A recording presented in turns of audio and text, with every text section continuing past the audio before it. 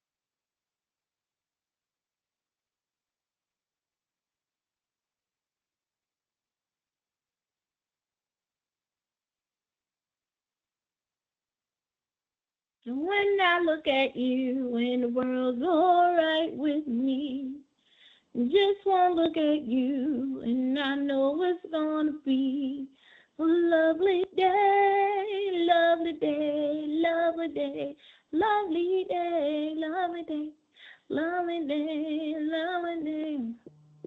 When I wake up in the morning, love, the sunlight hurts my eyes. When I look at you and the world's alright with me, just one look at you and I know it's gonna be a lovely day, lovely day, lovely day, lovely day. Mm-hmm.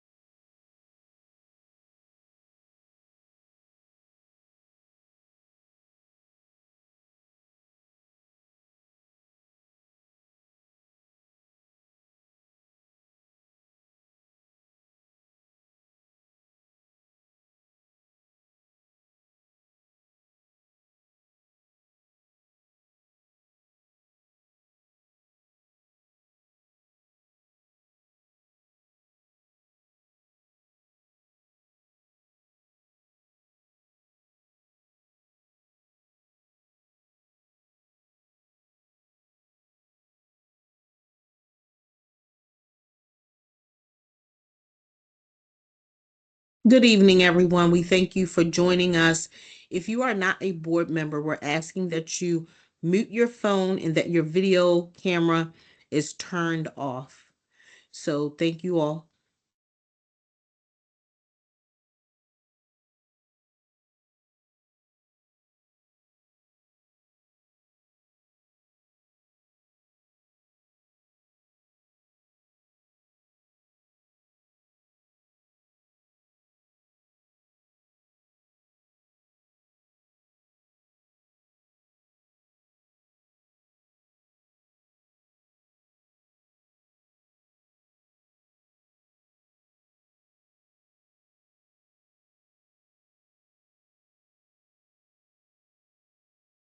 Miss Beasley, are you able to please turn your video off?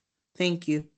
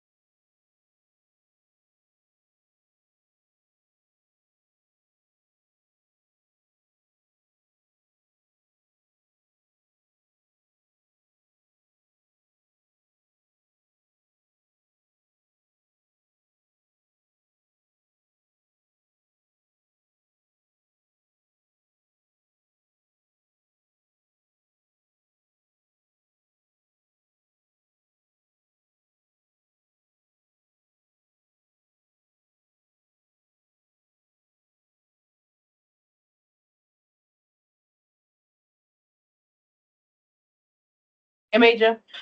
Hey, Lindsay. I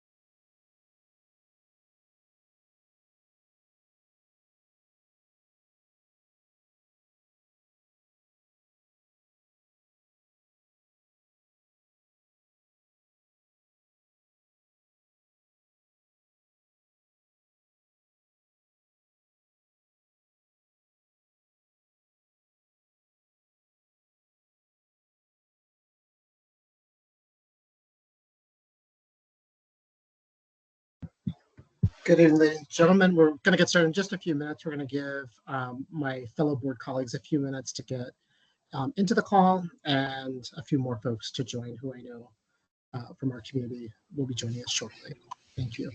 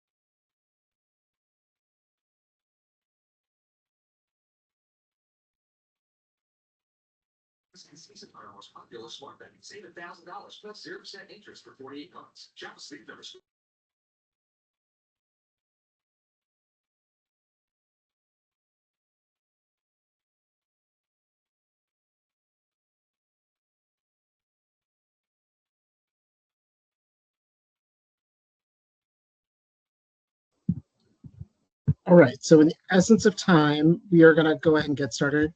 And we'll weave in more fellow commissioners as they arrive tonight. But I'd like to begin this evening by welcoming all of you to the January 9th, 2025 COMAR hearing for the 2024-25 annual review recommendations. I am the board chair, Robert Sally. Welcome. Tonight is the second of two COMAR hearings and is an opportunity for the board to hear testimony from the public regarding all of these recommendations. I want to thank the community for coming out and testifying. We'll start tonight's hearing with a recap presentation from Ms. Alvarez, followed by public testimony. Please keep your phones muted and videos off until it's your time to testify, or you may be muted or removed from the call. I'll now read a roll call of the board to identify who is on the call. Please identify yourself first before speaking for the record. Vice Chair Parker. Vice Chair Parker present. Thank you. Welcome. Commissioner Ames Messenger. Commissioner Coy. Commissioner Coy present. Good evening. Welcome. Commissioner Esposito. Commissioner Esposito present. Good evening. Welcome. Commissioner Kenyatta Bay. Sorry, Rob. Ames Messenger present. Welcome, Commissioner Ames Messenger. Glad you're here. I think Commissioner Kenyatta Bay is not here. Commissioner Mohammed. Mohammed present. Good Welcome. evening, all. Good evening. Welcome. Commissioner Redding-Lollinger. Redding-Lollinger present. Good evening. Welcome. Good evening. Commissioner Rooks. Commissioner Slater-Harrington. And I am also present this evening. Thank you to all of my commissioners for joining. I'll now turn it over to Ms. Alvarez for the presentation. Good evening, board commissioners and members of the public. So we are wrapping up our final COMAR session, and so I'm going to start it off with a very short presentation. Okay. So that we have our time dedicated to hear from members of the public. Just as a reminder, cameras, unless you're a part of the board or staff of the district, your camera should be off and your voices should be muted. So with that, the annual review recommendations align to board priorities 3 through 7. This is part of our annual review process. And so the board is considering a number of factors, including the feedback they hear tonight from members of the community.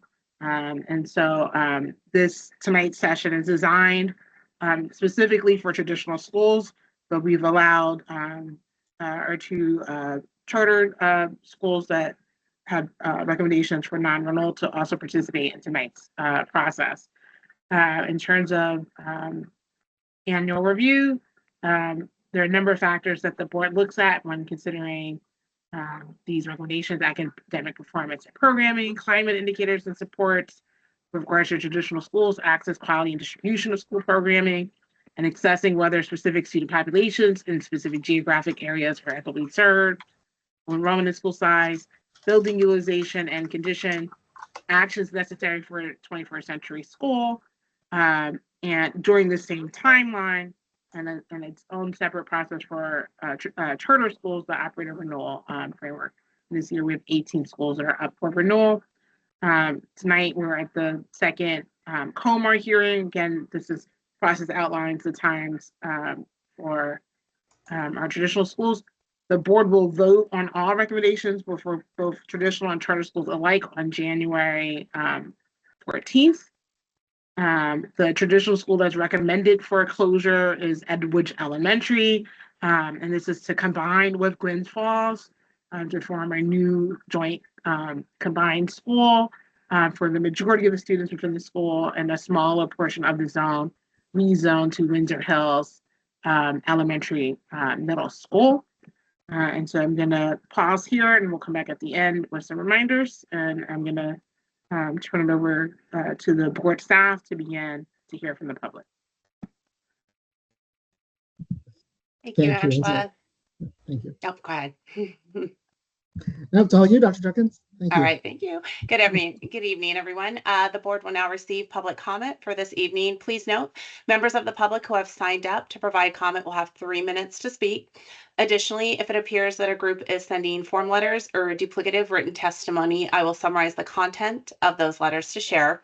If there are members of the public who did not sign up in advance but still wish to provide public comments to the board on tonight's agenda topic, please email Lindsay Anderson now at leanderson, ANDERSON, at bcps.k12.md.us with the following information: name, address, email address, telephone number, school civic or community affiliation, and the agenda topic. We will only allow these comments if time allows at the end. And with that, the first person we have signed up is Councilwoman Felicia Porter, Baltimore City Council District 10. Topic will be Southwest Baltimore Charter School recommendation, and this will be a live testimony. Councilwoman, you will have 3 minutes when you're ready. Thank you so much. For the record, Councilwoman Felicia Porter, representing District 10 on the Baltimore City Council. I'm here tonight to ensure that Southwest Public Charter School remains open. As a community partner for more than 20 years, they provided not only just connectivity and engagement within the community, but they have been a sustained anchor throughout so many of the crises that have been happening in District 10. To name a few, the COVID pandemic during the food distribution for so many families in the district, not only having an opportunity to engage with families, but also to engage with other communities throughout South Baltimore. Secondarily, when we had issues as it relates to transient populations within Carroll Park, Southwest Public Charter School maintained a very clear lead role to ensure that young people between the 3 schools, George Washington Elementary and Charles Carroll Bannister, made sure that not only they had a safe passage throughout that area, but also making sure to keep my office in the know as well.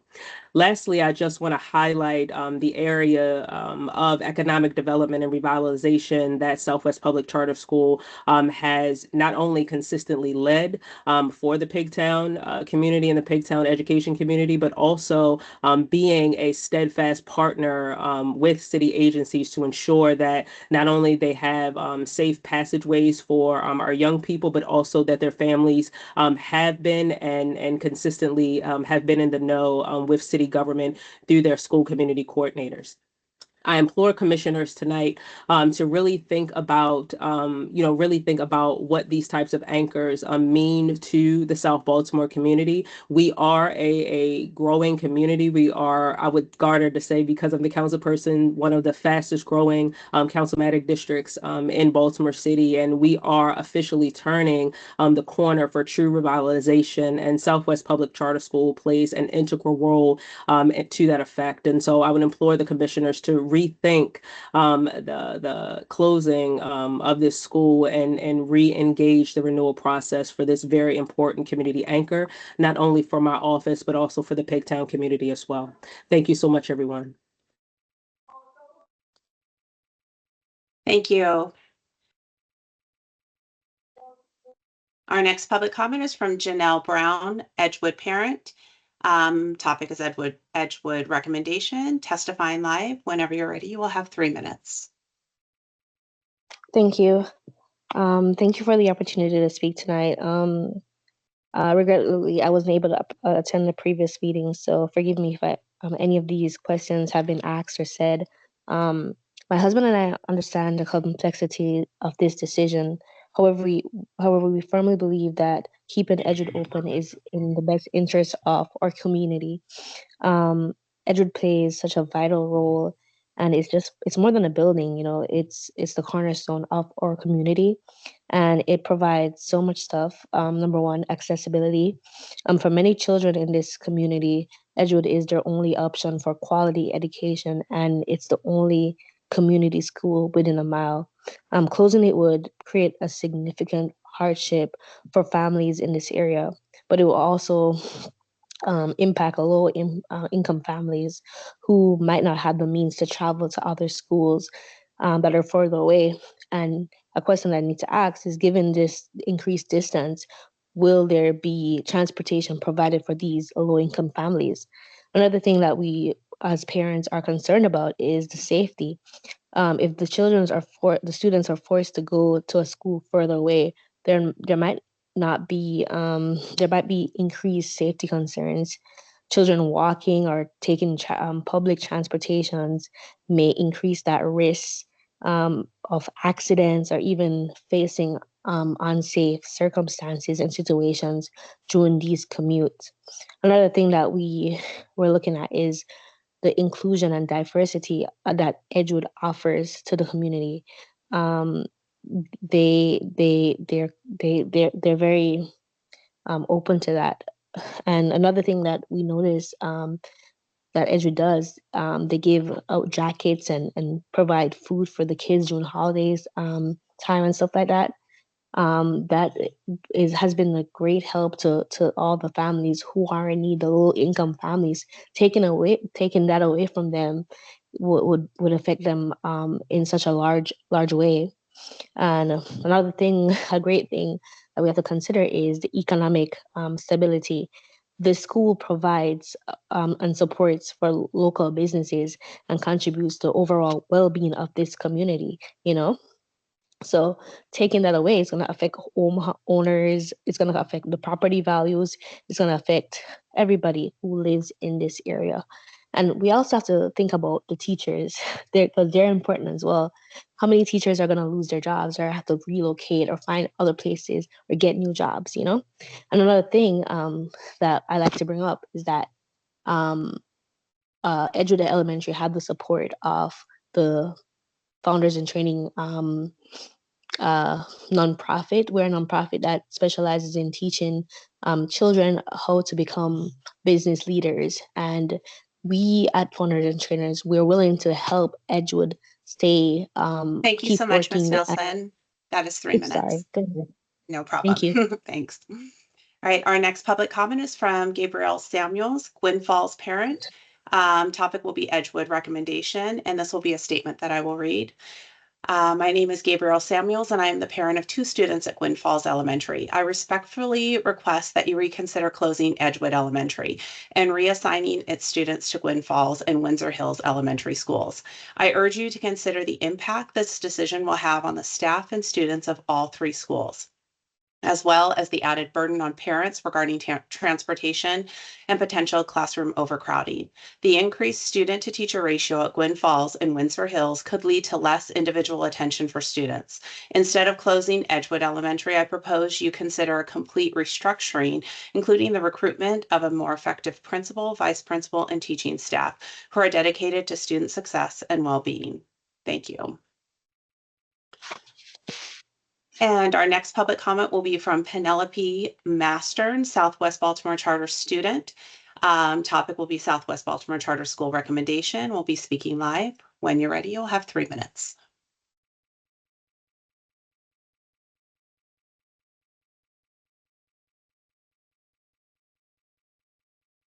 Do we have Penelope Mastern with us? Okay, we'll return to that later.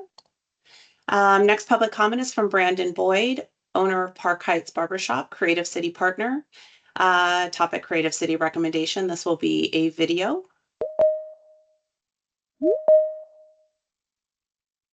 My name is Brandon Boyd of Park Heights Barbershop, 5114 Park Heights Avenue, 410-916-9602. Email b.a.boyd1985@gmail.com. I currently help Creative City by providing discounted haircuts, make sure their students had a barber during emergencies, and assisting with grooming skills that they can provide, that they can instill at home. One kid had a messed up haircut. I was able to squeeze him in at one of my barbershops, and he went home happy to his grandmother. I would like to offer Creative City parents the opportunity to apprenticeship at one of my shops so they can have additional income to help at home. I am with Creative City.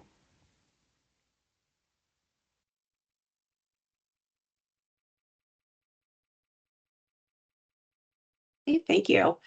Next public comment is Diamond Staley, parent and PTO president. Topic is Southwest Baltimore Charter School recommendation. This will also be a video.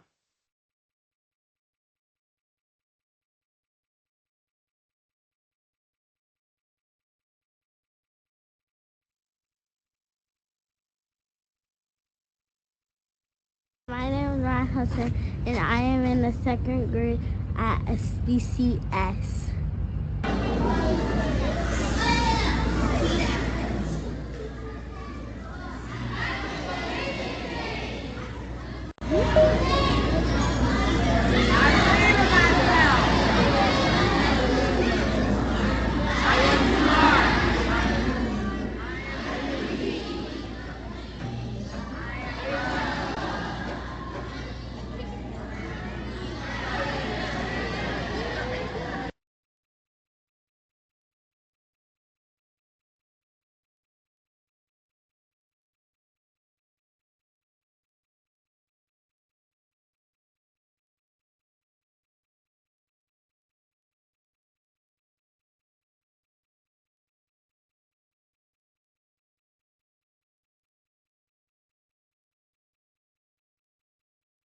Hi, I'm Diamond, mom of that amazing little girl that you just saw speaking. As Ryan mentioned, she is in the 2nd grade at SBCS, where she's been going to school since she was in pre-K.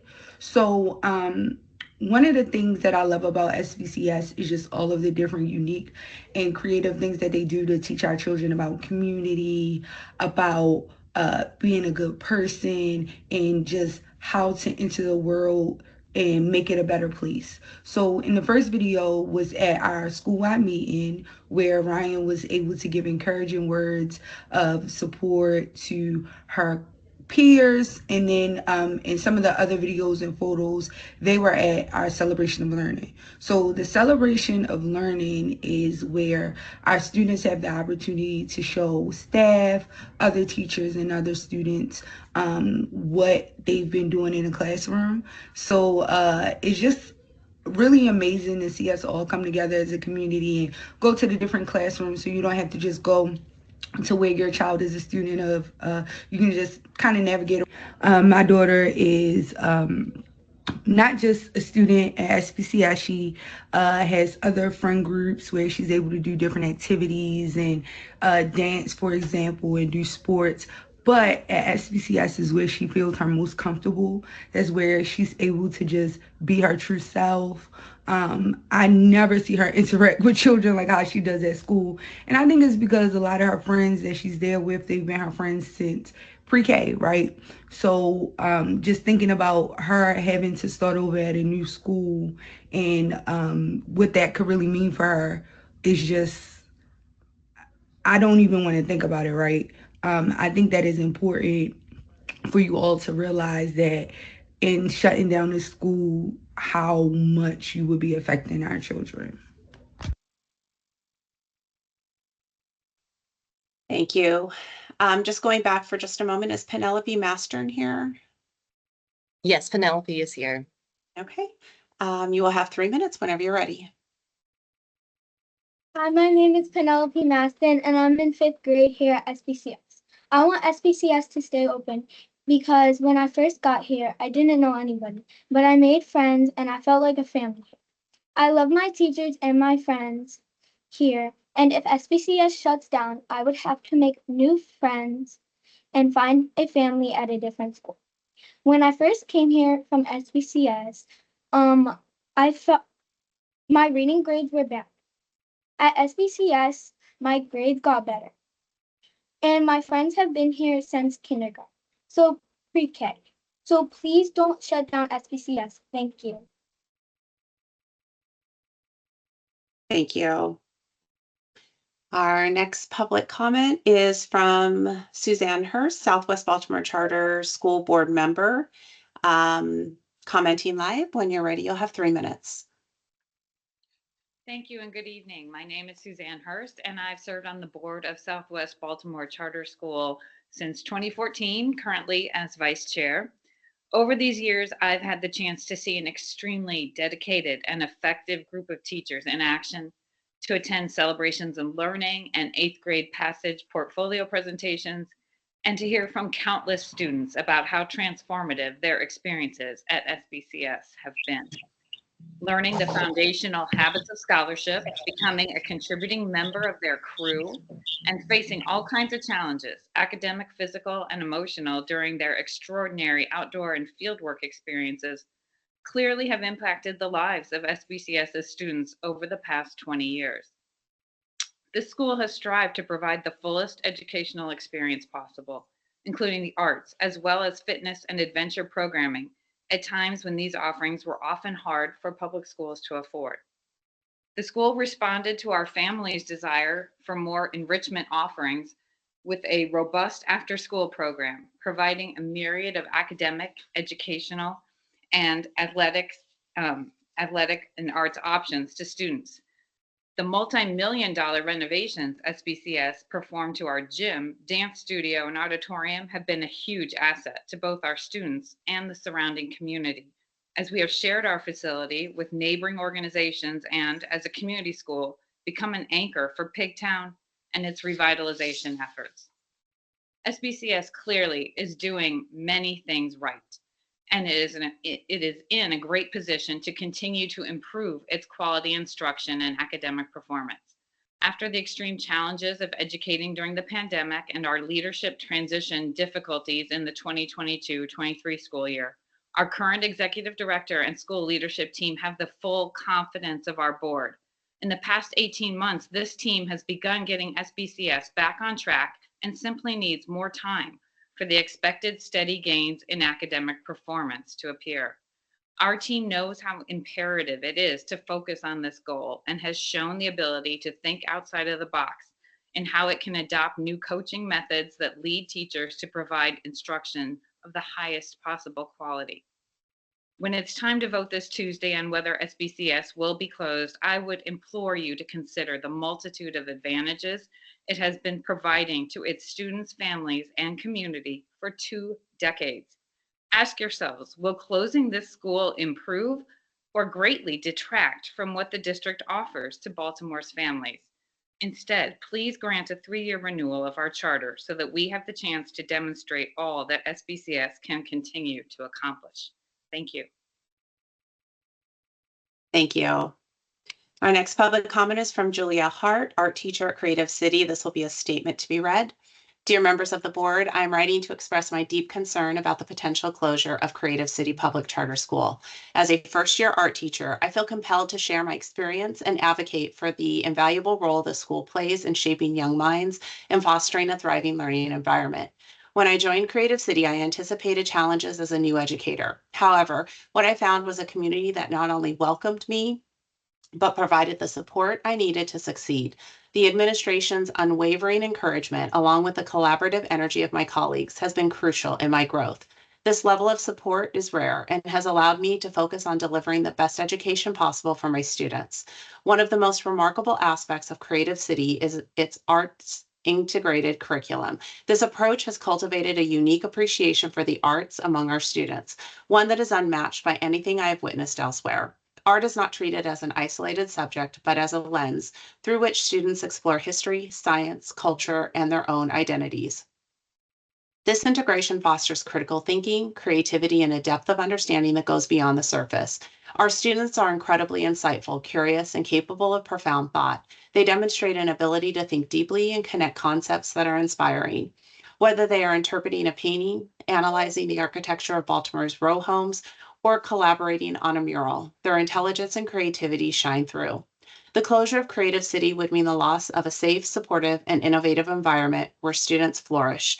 It would also deprive our community of a model of education that truly empowers children to think critically and express themselves. I urge you to consider the unique impact of Creative City Public Charter School on both its students and the broader community. Please allow us to continue this vital work and give our students the opportunity to thrive in a setting that values their individuality, creativity, and potential. Thank you for your time and consideration. Sincerely, Julia Hart, art teacher, Creative City Public Charter School. And our next public comment will be from Megan Anderson, Southwest Baltimore Charter School Board Member, commenting live. When you are ready, you'll have 3 minutes. Hi, good evening. My name is Megan Anderson. I'm actually a social worker with the UMB Cure Scholars Program, and I'm presenting the following comment on behalf of our staff. We urge the Board of School Commissioners to overturn the recommendation to close Southwest Baltimore Charter School and join us in championing this exceptional school. As a longstanding community partner of SBCS, we have seen the profound and transformative impact this school has on its students, families, and the broader community. SBCS is not merely an educational institution, but it's a pillar of hope and opportunity positioned to nurture academic success, personal growth, and civic engagement in a historically underserved area. The UMB Cure Scholars Program is a comprehensive year-round STEM enrichment initiative designed to equip middle and high school students with the skills and resources needed to pursue impactful careers in research, healthcare, and STEM fields. Since the program's launch in 2015, SBCS has been a flagship partner, playing an integral role in its success. Over the past 10 years, our partnership with SBCS has produced remarkable outcomes with firsthand evidence of personal growth and academic achievements of SBCS students. Nearly a quarter of the scholars in the CURE program have come from SBCS, and as of 2024, 10 SBCS alumni have successfully graduated high school and are now excelling at four-year institutions such as University of Maryland Eastern Shore, Loyola University, Hampton University, Mary Baldwin University, and Spelman College. Furthermore, 11 SBCS graduates are actively enrolled in our program and are attending some of Baltimore's most competitive high schools, including Baltimore City College, Baltimore Polytechnic Institute, Western High School, Baltimore School for the Arts, Baltimore Design School, and Bard High School Early College. Many of these scholars have also gained invaluable experience through internships with prominent organizations such as Becton Dickinson, the National Institutes of Health, and Institute of Genome Sciences. SBCS excels at cultivating not only academic skills, but also critical life skills through its habits of scholarship, empathy, autonomy, integrity, perseverance, quality, and responsibility. These traits are ingrained in the school's culture and reflected in the outstanding character of its students. When we think of the SBCS Cure Scholars, they embody all these qualities and more. This personalized student-focused approach is difficult to quantify, yet its impact is invaluable. And while academic metrics provide one measure of performance, they cannot fully capture the value of SBCS to its students and the community. As community partners, we have witnessed the role SBCS plays in developing resilient, capable, and compassionate young leaders. The closure of SBCS would deprive the Southwest Baltimore community of a critical educational and cultural resource that is actively shaping a brighter future for scholars and strengthening the community. Thank you. Thank you. Next public comment is from Tim Smith, Southwest Baltimore Charter School Executive Director, commenting live when you're ready. Afternoon and greetings, everyone. My name is Tim Smith, and I'm the Executive Director here at SBCS. This is my 11th year in city schools, my 7th at SBCS, and my 2nd in this role for the school.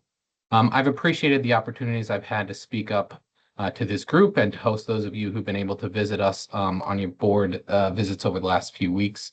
And I want to take my time here this evening to emphasize, as you've heard from others and for me, right, the importance of SBCS and to stress the fact that I believe deeply, regardless of my role, that this is a community asset worth saving.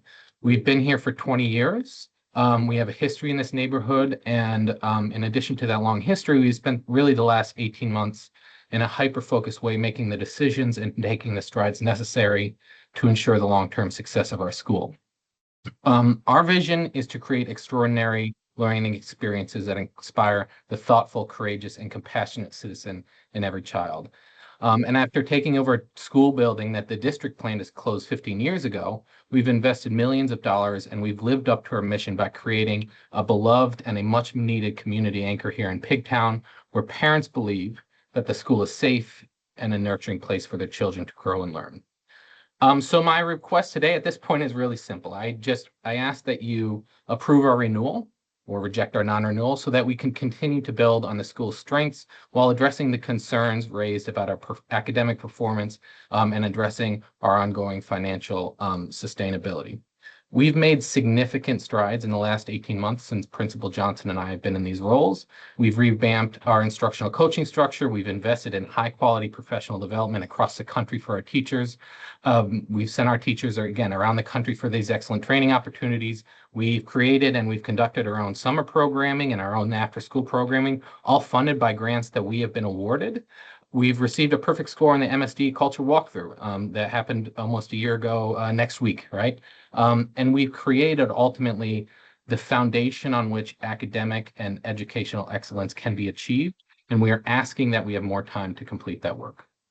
Closing the school right now would be detrimental to our community. It would displace almost 370 students, 100 of whom have special education needs, and half of whom are in middle school with no other neighborhood option and would have to navigate the logistical challenge of transportation to other places further from home.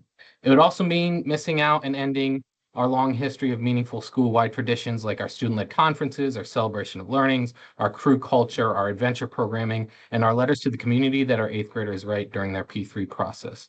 These are not just nice haves, but they're essential for students to cultivate the habits of ethical people and effective learners so that they can be authentic contributors to a better world, which is exactly what we hope for all of our children. And closing our school would result in a vacant building that we and others, in partnership with others, have poured millions of dollars into that stands immediately next to a brand new rec center that Mayor Scott cut the ribbon on. Thank you so much, Mr. Smith. Thank you. Thank you. Our next public comment is from Cyrus Crosland, former SBCS student, commenting live. When you're ready, 3 minutes.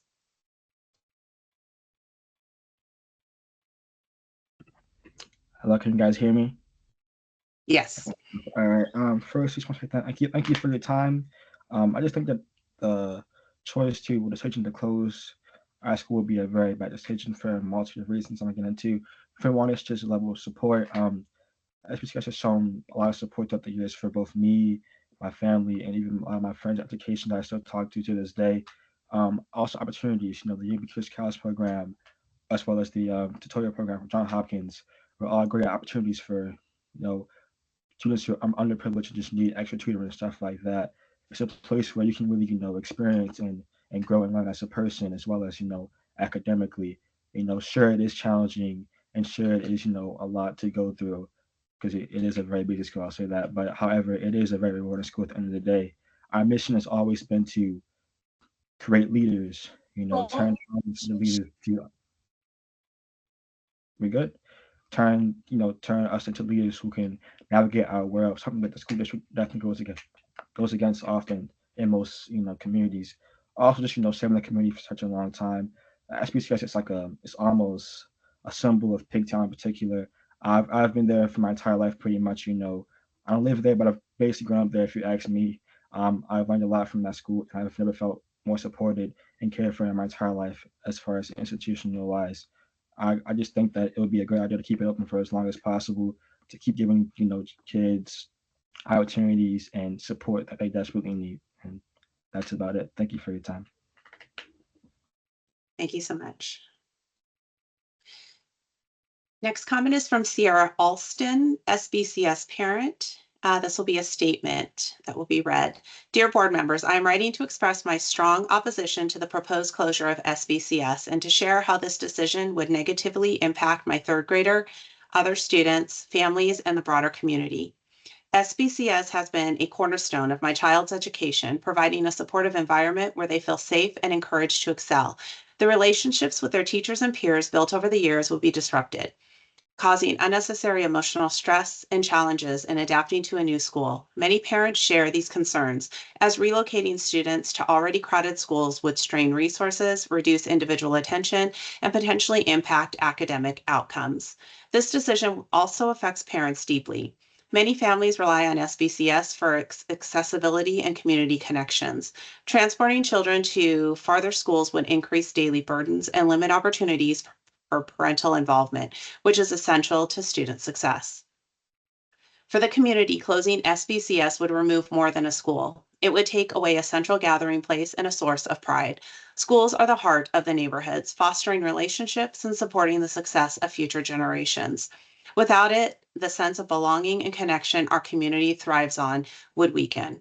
I urge you to reconsider this closure and explore alternatives that prioritize our children's futures and preserve the foundation of our community. Keeping SBCS open is essential for our students, families, and neighborhoods. Sincerely, Sierra Alston. And our next comment is from Damari Smith, Southwest Baltimore Charter School graduate, and this will be a video.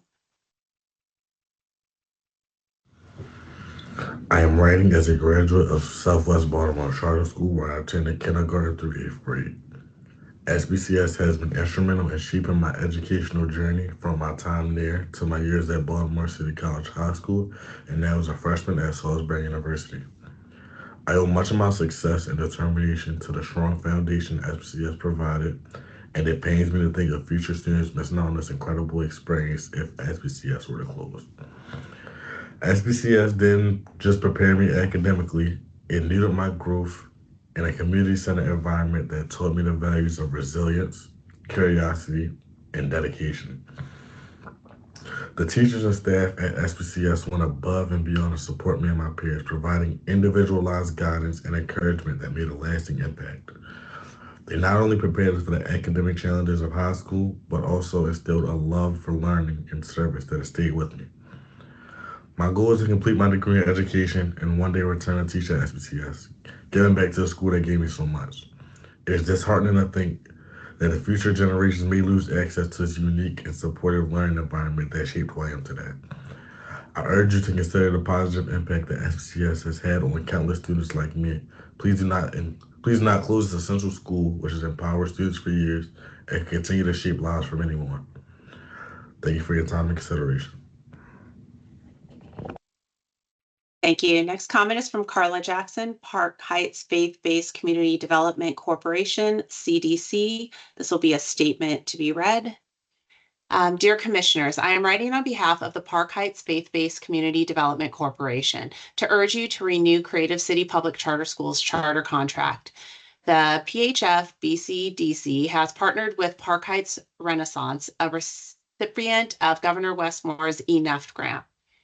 We're elated to share that BHF BCDC will serve as one of the first tier partners leadership team members overseeing the cradle to crib education component, which is one of the 4 components of the grant. The expected outcomes include improving academic performance, reducing behavioral issues, enhancing social development, as well as improving parent participation.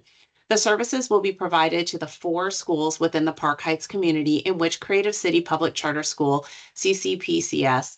The grant implementation begins with an initial 6-month process of data gathering, improving goals, and dashboard tracking system training, currently in progress. Next steps will be the 2-year implementation plan.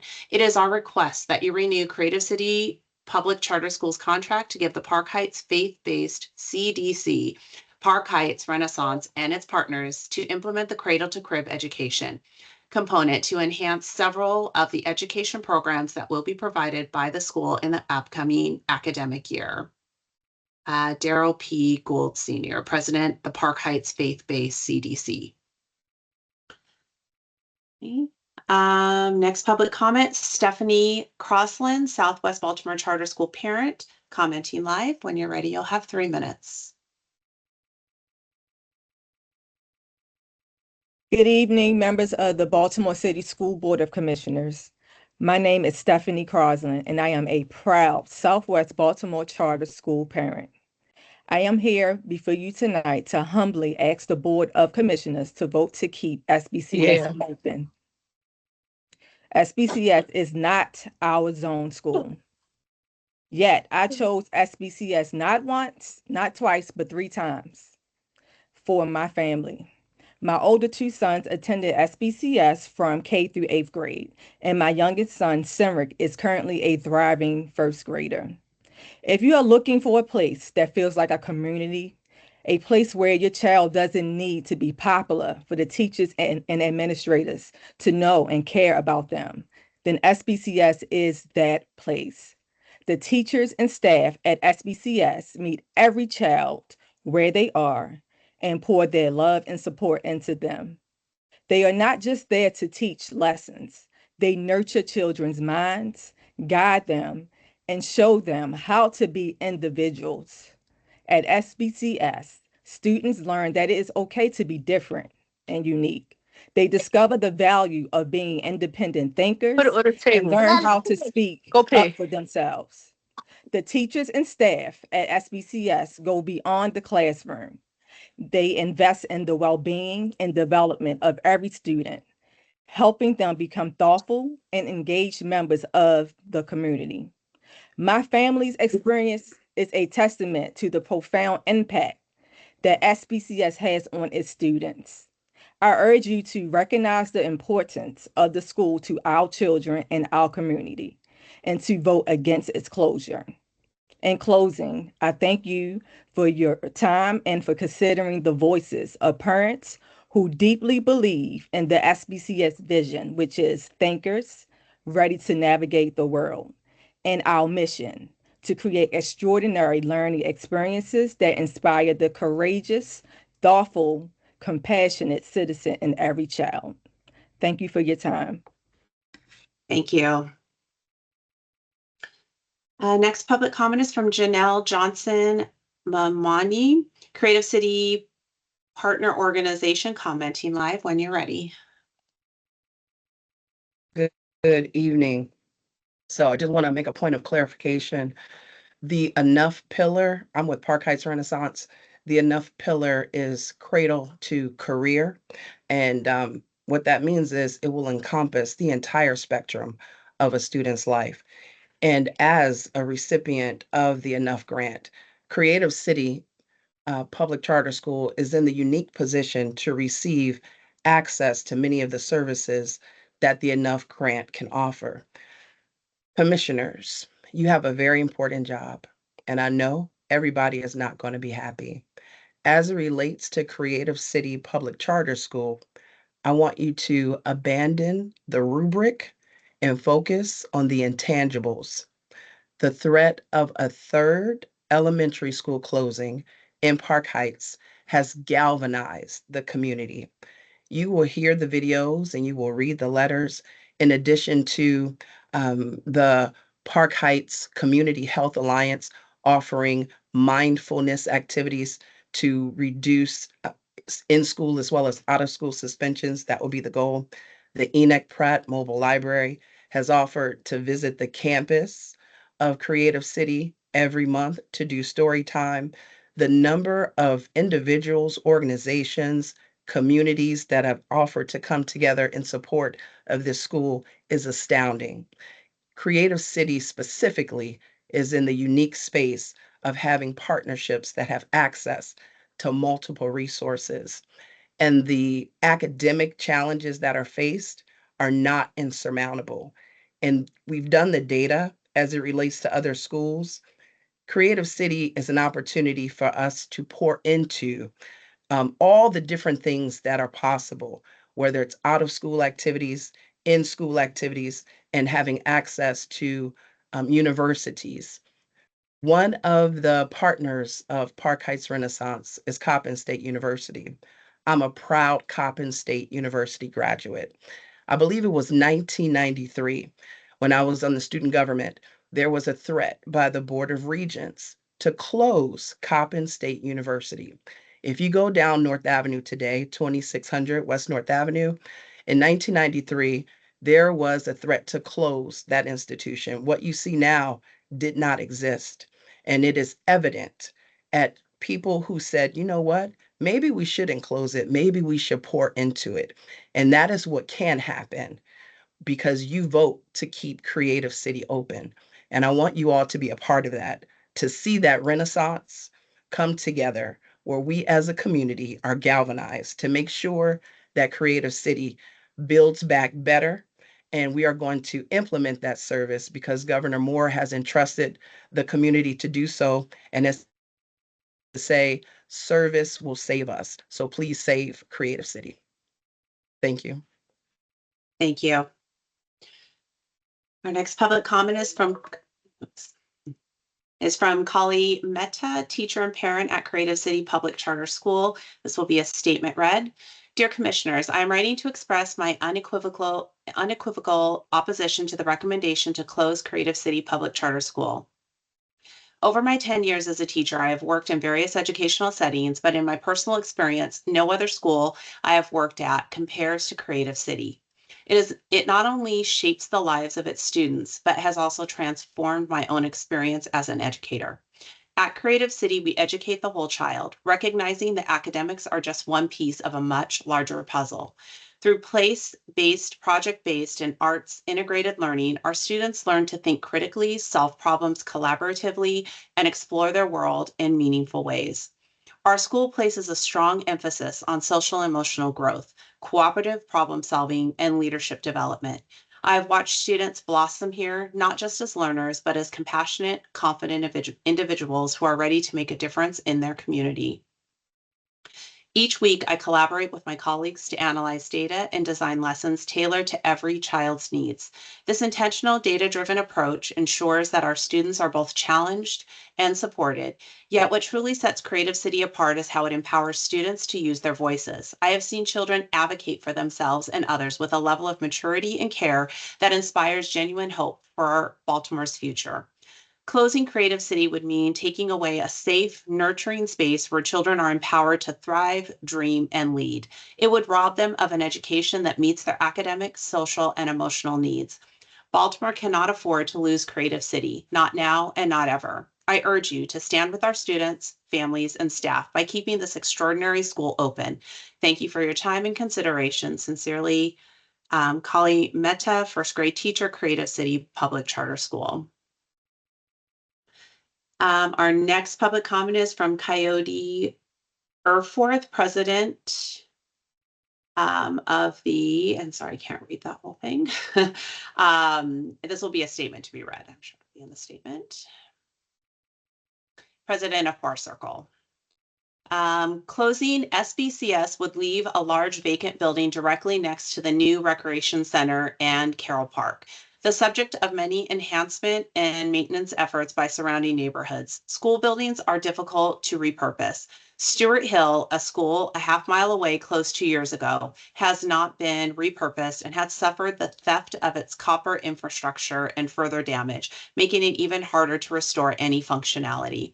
If the board forces this closure, the least it can do would be to have a plan for the future of the building so as to avoid leaving a large vacant structure next to homes, businesses, and a public park. The board could also give the school 1 more year of operation to attempt to meet their standards, allowing for time to develop a backup plan for the building if they choose to force the closure at that point. Coyote Erforth, President, Bar Circle Community Association, Inc.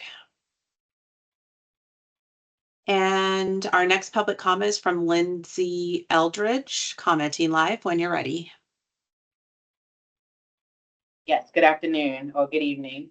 My name is Lindsay Eldridge, and I am the proud mother of a 5-year-old kindergarten with autism who attends Creative City Charter School. I'm here tonight as one of the many parents fighting to keep this vital school open for our children and our neighborhood. Creative City has been a game changer for my son and our family, even in the few short months since he started attending, and I'd like to explain why. 1, free before and after care. This has had the greatest impact on my family. Before Creative City, my husband and I struggled daily to manage care for our son. His previous school offered no aftercare and no guidance on transportation to local programs or private care providers. We often had to leave work midday, sometimes paying significant amounts of money for private care, and Creative City has removed this burden, providing much needed stability for our family. 2, later start times. Creative City start time aligns with research showing that later school start times leads to improved academic performance, decreased tardiness, better mental and reduction of depression, and improved focus and fewer disciplinary issues.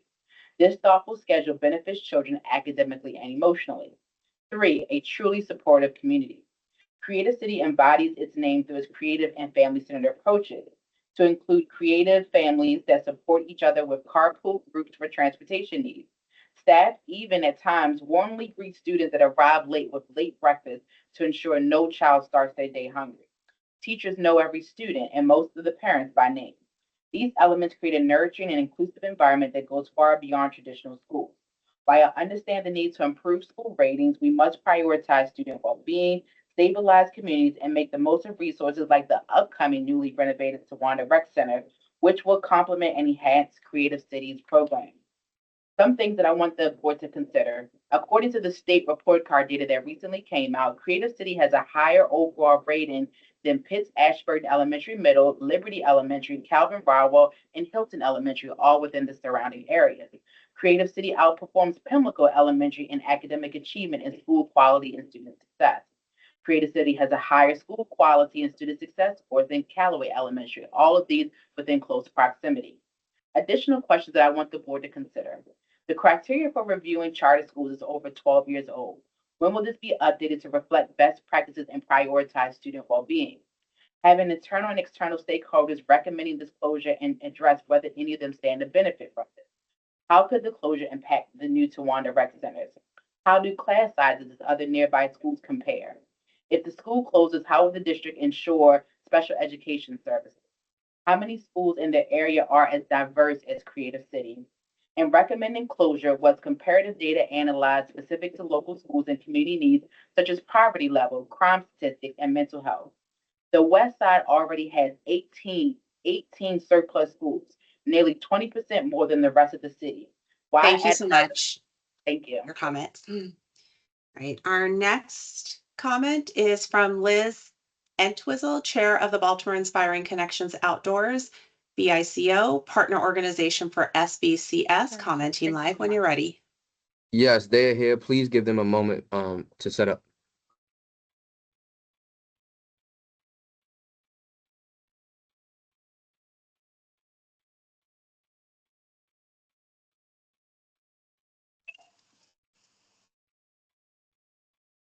All right, here he is. Okay.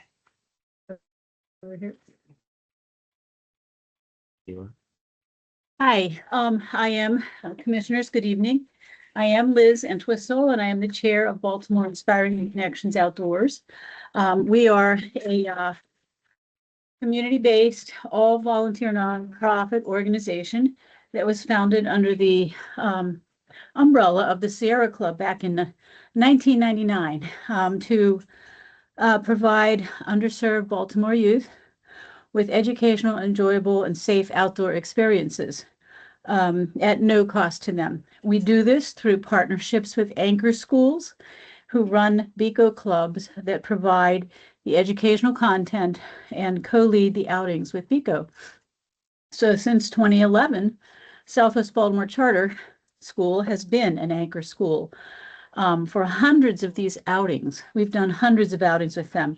This amazing impact is only possible because of the strong relationship Southwest Baltimore and BICO have built over the years and the enduring commitment of Southwest Baltimore's leadership and staff to Maryland's outdoor environmental education goals.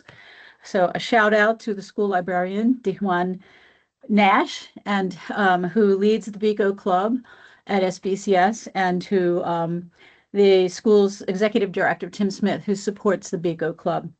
So a few of the many outings with SBCS's students include a recent hands-on excursion aboard the Chesapeake Bay Foundation's vessel, the Snow Goose, to learn how to protect the bay's biodiversity. An all-day exploration of BCPS's Great Kids Farm in Catonsville, and too numerous to list individually, many camping, biking, hiking, kayaking, canoeing, swimming, fossil hunting, and snowboarding at many Baltimore City and Maryland state parks and beyond. If SBCS closes, these outings will cease. There are no other K through 8 anchor schools in the Baltimore City public school system who have built a relationship with BICO to offer these educational outdoor activities. It's SBCS's, I've done these outings with SBCS since 2012. And I can tell you that I know it is SBCS's creative and flexible approach to partnering in education and its warm and welcoming learning environment that have made the outings so successful and so beloved by its students and their families. This cannot be replicated. It took years to build, and it cannot be replicated in any foreseeable time frame. We implore the commissioners to recognize the unique educational value SBCS provides its community and to Thank you keep so its much. doors open. Keep the Thank doors you. open. Thank you. Thanks. Our next public comment is from Ashley Riley, President of Creative City Board of Directors. This will be a written testimony. My name is Ashley Riley, and I'm a parent and the current president of the board of directors at Creative City Public Charter School. Since joining the Creative City community in 2020, I have been deeply moved by the numerous families who have shared how Creative City has positively transformed their children's lives and family dynamics. I am writing to provide an update on the Creative City Public Charter School Board of Directors. Having served for the past 3 years, initially as vice president and currently as president, I have witnessed significant growth and evolution within the board. While the challenges of the COVID-19 pandemic impacted many organizational structures, Creative City proactively addressed these challenges. In the summer of 2024, the board participated in comprehensive governance training, enabling us to refine our priorities and operational effectiveness as an oversight body. This training provided a valuable opportunity to reassess our roles and responsibilities, fostering a renewed perspective on our strategic direction. The board, comprised largely of dedicated parents invested in Creative City's continued success, now functions with a clear understanding of its role in providing high-level oversight. A key outcome of the governance training was the revitalization of our board committees. I am pleased to report that most of these committees are now actively engaged, with particular success seen in the School Village Association, SVA, a vital component of Creative City's longstanding community engagement. The strength of any organization lies in the collective strength of its team. The Creative City Board of Directors possesses exceptional talent and dedication, and I am confident in our ability to guide the school toward a future that positively impacts students, families, and the broader community for years to come. We remain committed to fulfilling our responsibilities to ensure Creative City continues its important work. Thank you for this opportunity, Ashley Riley. And next comment is from Daniel Morrison, Mount Clair neighborhood resident, and this will be a video.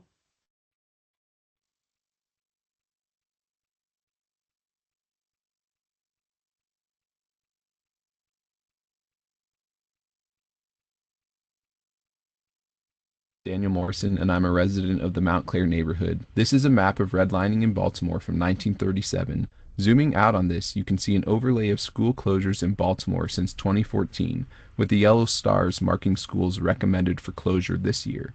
A number of schools very close to SBCS have been closed in recent years. Samuel F.B. Morse closed in 2017, Lockerman Bundy in 2021, and Stuart Hill in 2023. Besides the tragic echoes of redlining shown on this map, there is an issue of current self-defeating actions being carried out simultaneously by different branches of Baltimore City. While on one hand the school district struggles with needing to hit a target utilization rate in its current schools to fund the building of 21st century schools, the planning department is working to address issues of vacancy and blight in the same neighborhoods where the schools are being shut down.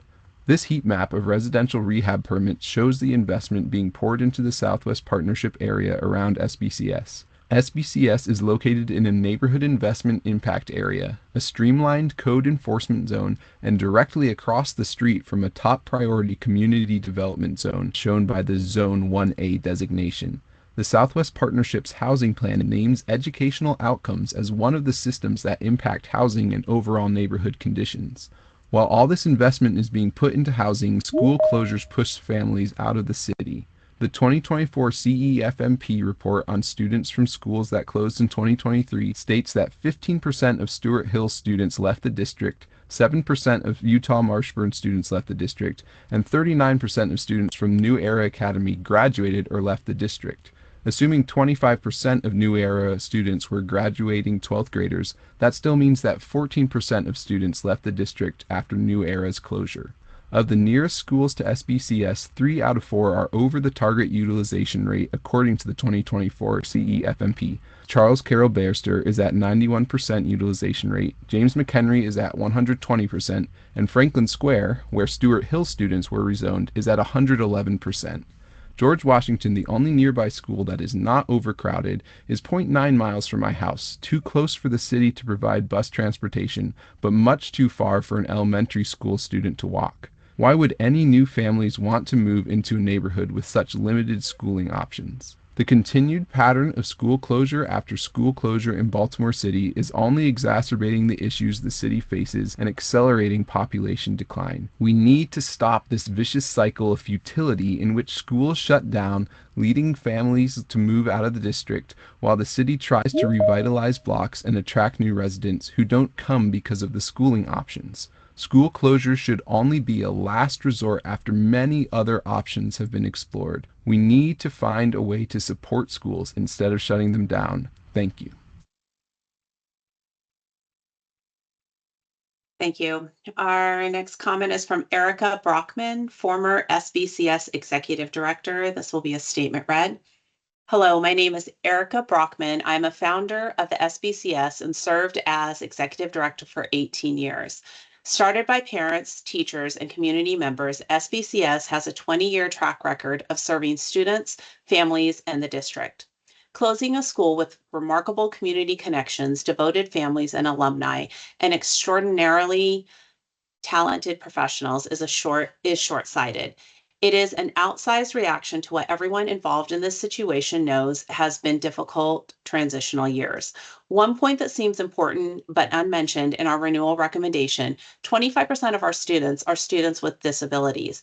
At the request of the district, we have happily taken on school-wide special ed programs that come with challenges that have no doubt impacted the standardized test data that this renewal process and the state rating system value the most. You should know that hundreds of parents have sought out SBCS because they are looking for a school that can truly meet their child where he or she is. At SBCS, students' sense of belonging and interconnectedness, coupled with the staff's nurturing, challenging, holistic approach, is unique. For the last 2 years, SBCS has been on the path of continuous improvement. The school has a comprehensive plan to address the issues raised in the renewal recommendation. Closing SBCS would not only be yet another harm imposed on our students and our community, it would also fly in the face of all that the district stands for. I urge you to renew SBCS's charter. The next comment is from Dr. Laura Dykes, Southwest Partnership. This will also be a statement read. The Southwest Partnership is writing to express its support for Southwest Baltimore Charter School in opposition to closing yet another school building located within one of the 7 neighborhoods we serve. School closure negatively impacts the stability, desirability, and economy of a neighborhood that our region has already borne more than its share. The Southwest Partnership is a community-led community development organization composed of a coalition of 7 neighborhood associations and 6 anchor institutions in Southwest Baltimore. We envision an awesome, healthy, architecturally beautiful, diverse, cohesive community of choice built on mutual respect and shared responsibility. We embrace all diversity from race, gender, and sexual orientation to economic, education, and housing choice. Our diversity is our strength. Our board of directors is made up of a representative from each of our member neighborhood associations and anchor institutions, and the elected chair of each of our program committees. Our member neighborhoods are Bar Circle, Franklin Square, Hollins Roadhouse, Mount Clair, Pigtown, Poppleton, and Union Square. Over the past 7 years, the Southwest Partnership, its member organizations, and its partners have invested over $5 million in public funds and $10 to $15 million in private dollars to advance the goals and vision of our residents and to make the 7 Southwest Partnership neighborhoods places where all residents thrive and places where people want to live. Closing SBCS would harm the work of the surrounding communities to rectify decades of disinvestment. Southwest Baltimore Charter School is in the Pigtown neighborhood and serves students and families living across our catchment area. Its founders and several employees are residents. It's an important asset in our community, a community school that for 20 years has connected neighborhoods and neighbors. It is a hub for services and resources for students, families, and neighbors. Losing SBCS would have an immediate and direct negative impact on development in Pigtown and Mount Clair, as well as rippling economic and safety impacts on all the neighborhoods in the Southwest Partnership. Not only are we opposed to the recommendation that SBCS be closed, but we affirm and celebrate the powerful role SBCS has played for 20 years in bringing families, resources, development, and attention to the Southwest Partnership area. SBCS has been an essential partner in the redevelopment of the SWP catchment area. Its fruitful collaborations with the Southwest Gateway Partnership, Baltimore City agencies, the Weinberg Foundation, Parks and People, Rupert Landscaping, and the B&O Museum, Next Gen Investing, the Wright Family Foundation, Gold Seeker Foundation, Able Foundation, and numerous other private philanthropic and individual donors have made the entire community safer, healthier, greener, and smarter. For example, SBCS is next door to the new Carroll Park Rec Center, into which millions of dollars of state, city, and private investment have gone, and at which redevelopment has been designed around serving the school. SBCS leadership spent a decade advocating for the rec center's resuscitation, which helped to get the project off the ground. The closure of SBCS would not only harm the students and families who attend the school, but our community as a whole.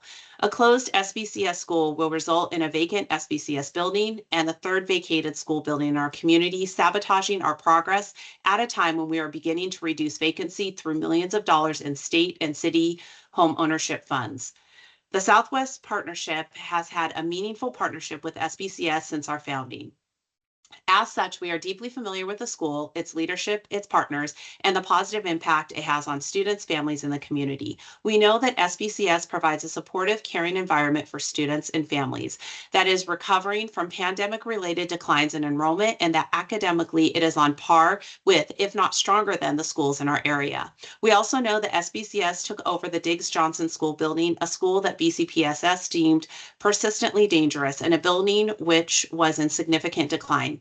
SBCS was young and growing by one grade level a year at that point and could reasonably have dispersed the Diggs Johnson children, but instead it grew by 3 grade levels that year and wrapped its arms around the Diggs Johnson students, our residents, preventing further pain and disruption to hundreds of local families in the community. Since then, SBCS has raised millions of dollars in private and public funds to renovate the school building. SBCS replaced all the windows throughout the building, installed a new HVAC system for portions of the building, renovated the gym, created a dance studio, updated the auditorium with state-of-the-art AV equipment, and second-grade classrooms at no additional expense to BCPSS. All of these projects represent the trust and support SBCS has garnered over 2 decades, as well as extraordinary financial investment into Baltimore's children.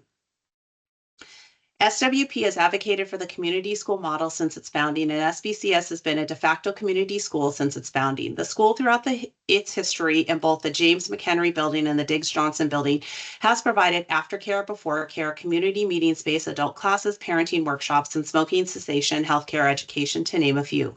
The school has generously opened its arms in various community uses. The gym, auditorium, cafeteria, and even classrooms have been used by groups as varied as basketball clubs, indoor soccer programs, Baltimore City Teacher Residency, Baltimore Inner City Outing Club, Charles Carroll Barrister Elementary School Drama Club, My Father's Plan, community yoga classes, and Sobe Community Church. It is noteworthy that before coming to SBCS, Sobo Community Church used to worship at Stuart Hill Academic Academy until it was shuttered last year. Strong community schools are essential to strong neighborhoods, and the expansion of the community school strategy in Baltimore City and across the state reflects the reality that public schools are community institutions. Closing SBCS and removing this essential community asset, which is deeply embedded within the surrounding neighborhoods, ignores this reality and the very nature of our neighborhoods. It is especially baffling given that Baltimore City Board of School Commissioners 2022 decision to pause all school closures until a new district-wide strategy for portfolio review is developed. Thank you for consideration, and we urge you to reject the recommendation to close Southwest Baltimore Charter School at the end of the 2024-25 school year. That was a long one. All right. Next is Brittany is from Brittany Kolzak, Creative City Guardian. Also a statement to be read. My name is Brittany Kolzak, and my godson Keegan Palmer attends Creative City Public Charter School. When I heard the news that his school would be closing, I was immediately shocked, disappointed, and saddened. I was shocked because during the times that I visited the school, I could feel that the atmosphere was vastly different than his previous school. The teachers, the students, and the administrators all knew his name. While that may seem simple, its importance and impact was not lost on me. Not only did they know his name, but they also wanted to tell me how great Keegan is and wanted to ensure that he was familiar with me. I can tell that they genuinely care about him and are concerned for his well-being. I was disappointed because I did not understand how such an institution could be considered for closure. As I'm sure you are aware, it takes a special person to actually care about their job as an educator. I have encountered several educators who were either disinterested in the development and future of the students they taught, or who reached a point in their career where they were completely burned out and did not have the drive to continue. Unfortunately, for one reason or another, those people stayed in education, and I can assure you that their indifference and disinterest in their positions will have a lasting impact on their students. Lastly, I was saddened for Keegan and the students like him who came to Creative City because they needed a place where the unique styles of learning would be encouraged, understood, and developed. Keegan is one of the most intelligent people I know, and it hurt me to see him struggle in places that were not willing to take the time to understand and cater to his individual needs. I implore you to reconsider the closure of Creative City. There are too many bright scholars that need the resources and environment that the school provides. I know there are several reasons for a school to close, but I do not believe that any of them are worth jeopardizing the future of the students who are benefiting from attendance at Creative City. Instead of closing, I hope that you will see this as an opportunity to help them improve and impact the lives of even more of the children in the city of Baltimore. Respectfully submitted, Brittany Kolzak. Next comment is from Nicole Braxton, Creative City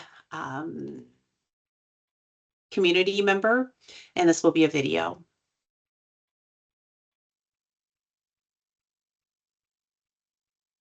Hello, my name is Nicole Braxton. I am the manager at the Zeta Center, which we're located at 4501 Ricestown Road, Baltimore, Maryland 21215. My email address is nicole.braxton@baltimorecity.gov. My telephone number is 410-396-3535. We need this charter school to stay because if it closes, schools will become excessively crowded. Creating computer classes and sewing classes to the students and the adults is important because it gives parents the opportunity to receive job placement. It gives the kids an opportunity to take on a new skill. Transportation will be provided for the students and the adults to the center for these activities. It's important to keep Creative City because this is what the children and the adults are used to. It's a ritual. They're already set for the day. They already know what they need to do. To send them someplace else, they have to get reacclimated, which can be hard. Have to figure out transportation. It's just a lot of things that they have to do to better equip themselves if they send their kids someplace else. Creative City means a lot to the center because our members, their grandkids, their great grandkids attend the school. We take care of our members, so of course we want to take care of their children as well. I'm with Creative City.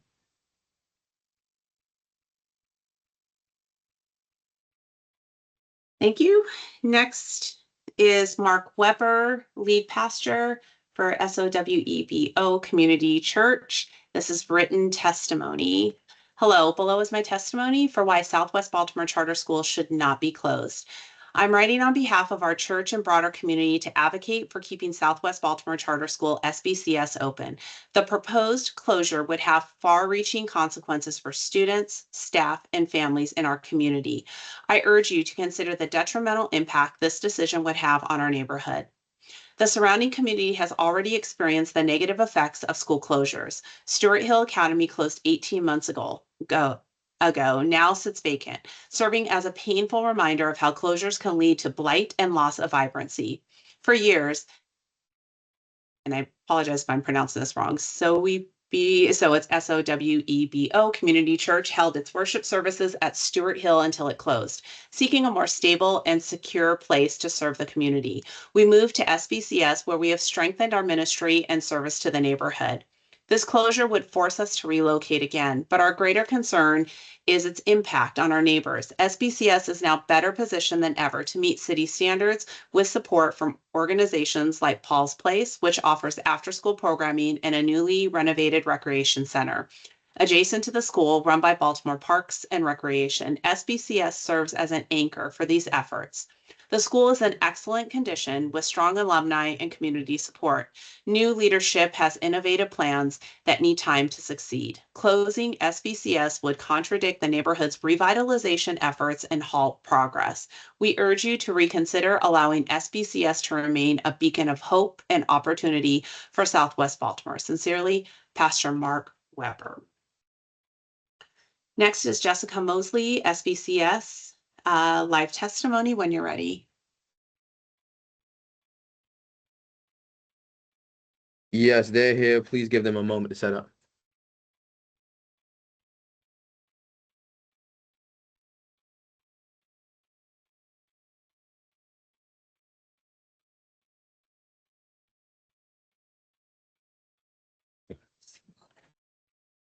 Hello, my name is Jessica Mosley. I am a teacher at SBCS, and I'm here to support my amazing school. I would like to open my comments by acknowledging Kim Johnson, our beloved staff and SBCS family member who tragically passed away 1 year ago today, which makes today harder and more emotional than it already is for us. This time last year, I was a recipient of the Beacon of Light Award from Baltimore City Public Schools. When I went up to speak, I said, I've been at SBCS for 7 years, and it's been the best 7 years of my life. But I realized I never said why. I would not have been up there. I would have not been up there had it not been for SBCS. I've become a better teacher in all ways, in every direction. Being student first is not a suggestion. It's not just an expectation. It's a lifestyle and a belief. People who love to teach love it here. It fills our passion because we love kids. We hear you about our data, but we know test scores have never shown how smart a child is, how capable they are, or whether they truly are learning. Every professional development I've ever taken says it, but here we are, willing to shut down an entire community over it. If test scores were how people viewed what I was capable of, I would not be here.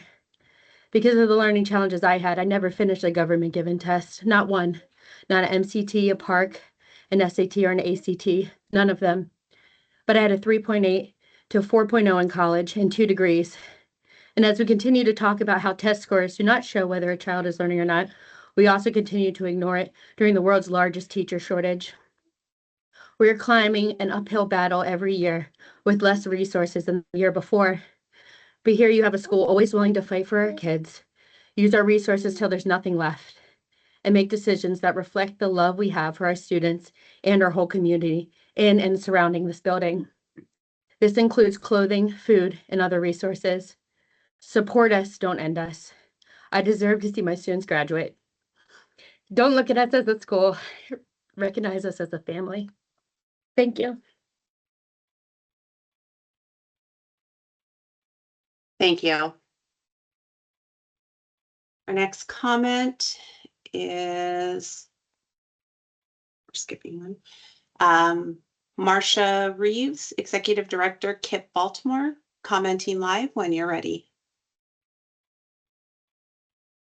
Thank you, and good evening to everyone. I'm Marcia Reeves. I'm the Executive Director of KIPP Baltimore. As you may know, like the Southwest Baltimore Charter School, KIPP Baltimore has operated schools in Baltimore for over 20 years. Given what I knew of the history of the SBCS school, I was concerned when I learned about the possibility of non-renewal. I knew of SBCS as a strong community institution with a good history of performance. I reached out to SBCS leadership when I learned their closure was possible in order to learn more about the current state of the school and the vision of the school's leadership. As I had the opportunity to review their current data and spend time with leadership in the school, and in the school, sorry, with leadership and in the school, I discovered a strong foundation on which to build to improve academic outcomes for the students of SBCS and strengthen their school culture. They have strong culture practices, dedicated leaders and teachers, as you're hearing tonight, who are committed to improvement, and they have their community support. Those are the intangibles that you need to be successful. In addition, I found synergies between KIPP and SBCS, alignment in our missions and visions, and opportunities in many areas where I believe KIPP is particularly positioned to support SBCS. As I stated in the joint letter that I submitted with SBCS Executive Director Tim Smith, should the SBCS charter be approved for renewal, KIPP Baltimore is prepared to enter into a school support agreement with SBCS for the 25-26 school year, and to bring an application to the Board of Commissioners to convert SBCS to a KIPP school as soon as possible. I respectfully urge the Board of School Commissioners to approve the proposed renewal of the SBCS charter, knowing that KIPP Baltimore is prepared to support, which will ensure stability for students and families while laying the foundation for long-term academic excellence, organizational stability, and student success. Thank you so much. Thank you. Next comment is from Nina Johnson, principal of Southwest Baltimore Charter School, commenting live whenever you're ready. Good evening, everyone. My name is Nina Johnson, and I am the very proud principal at Southwest Baltimore Charter School. Last time we came together, I talked a little bit about some of the things that we are doing to address the academic concerns that we have at SBCS. And I want to get into that a little bit more today and give you guys some updated data because we're moving in the right direction, folks. So I want you guys to know that we have adjusted our staffing structure this year. We have certified and highly qualified teachers in all of our elementary grade classes. Our teachers are consistently receiving ongoing coaching support to improve their practices. We're providing extended learning opportunities for our scholars, including our after-school programming and summer programming.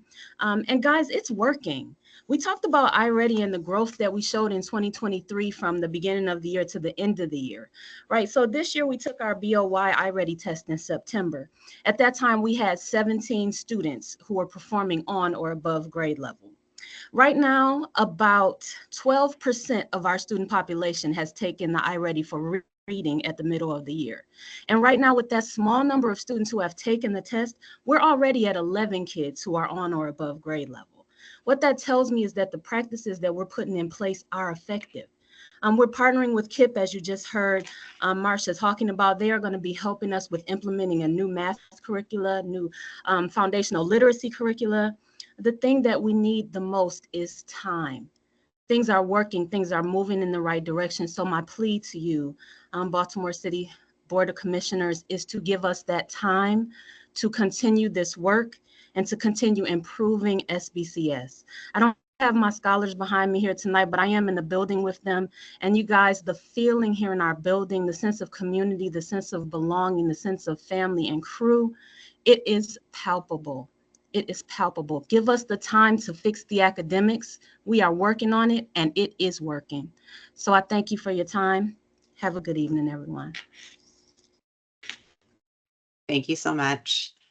Next comment is from Nadia Patterson, Creative City parent. Live testimony when you're ready.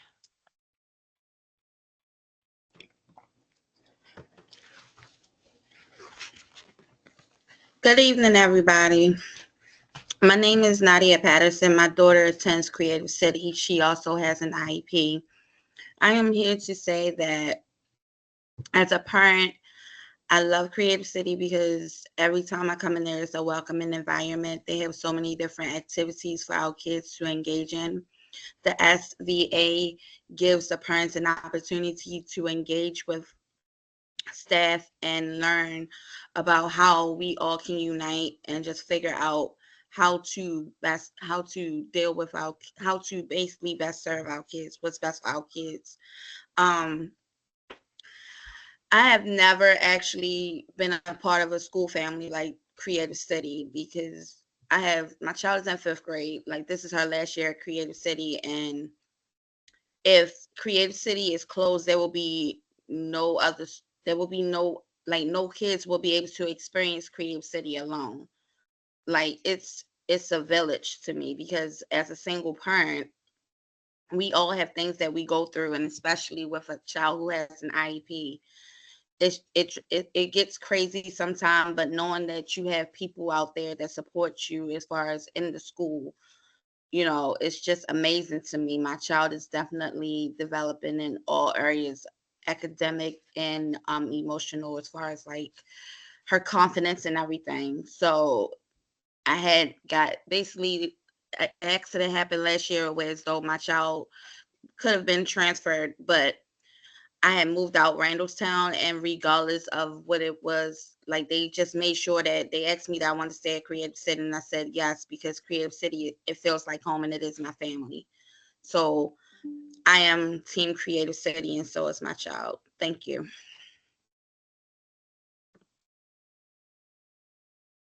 Thank you so much. We are going to jump back to one of our earlier videos. The name is Claire Gilmore. When we're ready, we can play that video.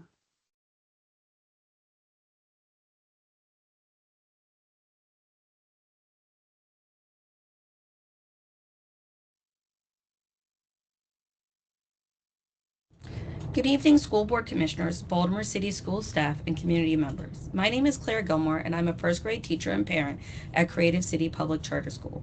My students are learning about civics and how you fight for something you believe in. The children chose to fight for something they think is important, keeping Creative City School open. There are many reasons why Creative City should stay open, but I'll let my students speak for themselves and share their reasons. Here are their responses to the prompt, Creative City should stay open because. We can learn. We have made good progress. Learning is fun. We don't want it to close. We love our teachers. We love the school. Our school's beautiful and cool. We play and learn. We listen. I don't want to leave the school. We like a school. The Creative City is the best school ever that I ever went to. I like center time in my class. I don't want our school to get closed. I like to play with my friends. We can play outside and we can play with toys, and we gotta be kind to people. People make bigger communities. Thank you for listening. Thank you. Our next comment is from Jaquetta Evans, SBCS parent. This is written testimony. My name is Jaquetta Evans, and in 2013, I made the decision to enroll my 3 children at SBCS. There were many seeds planted in my children while at SBCS. In the 4th grade, the kids did field work at the Inner Harbor and registered people to vote. In the 5th grade, when the music teacher was slated to leave the school, the students peacefully protested. They learned that they have a voice. In middle school, my children participated in the Kids Business Expo, where they demonstrated every aspect of being an entrepreneur. From planning, marketing, budgeting, product development, cash transactions, and hiring other students to help run their business. They did it all, and today my daughter has her own successful homemade cookie business where she does it all. In my daughter's freshman year at City, she faced some challenges in AP biology, and the student center was not scheduled to open until mid-October. So she reached out to her 8th grade SBCS science teacher, Mrs. H, for help. Mrs. H sat patiently on the phone helping Ashira. Before matriculating to high school and through reflection, students at SBCS give a full presentation to teachers, family members, and community members, connecting their academic growth, character qualities, and self-development. While you may see the school as another building, it's indeed so much more. It's a safe space for teaching and nurturing our future leaders. Save our school. Thank you for your time. Respectfully submitted, Ms. Jaquetta Evans. Next testimony is Julie Dowdy, Creative City parent, and this will be a video. Hi, my name is Nora Dowdy. I am a 4th grader at Creative City Public Charter School. I have been here since kindergarten, and here are some reasons why you should keep our school open. I have great friends here, and we love learning together. Our teachers are amazing and unique. We have fun at aftercare, where I do drum ensemble. We are one big community at Creative City, and we need to stay open. My name is Ronan, and I am in kindergarten with Mr. Apple. And I like doing spare parts and blocks and other stuff. And I like my school. Creative City! Thank you. Our next public comment is from Ashley Thomas, SWBCS parent. This will also be a video.